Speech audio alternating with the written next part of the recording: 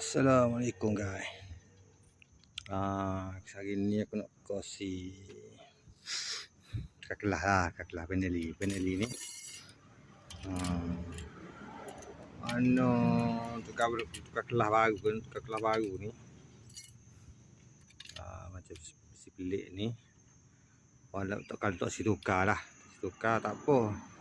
Ni kita cana balik. Tercana wheel kata tepak dia terbakar dia. Kalau contoh kalau tukar kelah pelik baru tak tukar benda ni, pasal lagi benda ni. Benda ni kalau terbakar jalo, ke mana dia kena hantar mesin. Kau tak beli baru lah. Hantar mesin tu skin balik. Dia buai balik terbakar tu. Barulah kelah tu tahan. Sama juga dengan benda ni. Kalau tak tukar baru, kalau aku sana buai habis. Sebab terbakar tak aku buai habis. Barulah kata kelah tu tidak cepat selip.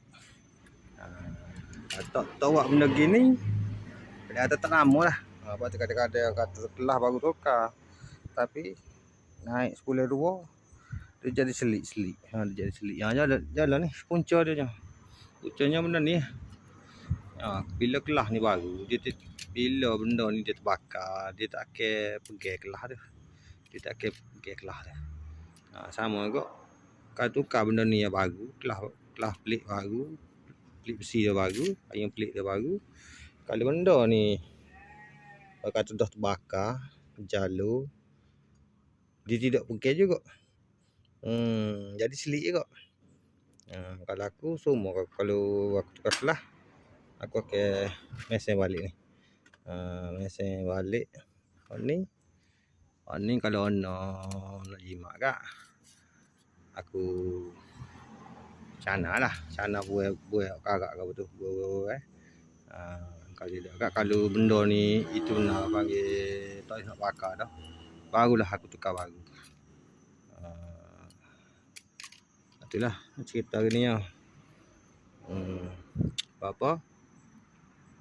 Soal lagi nak setting dia bila tak masuk kelah. Kau ni dia ni. Ni.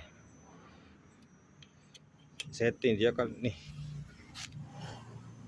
Apa dah? Setting dia sama. Sama gini. Kadang sama.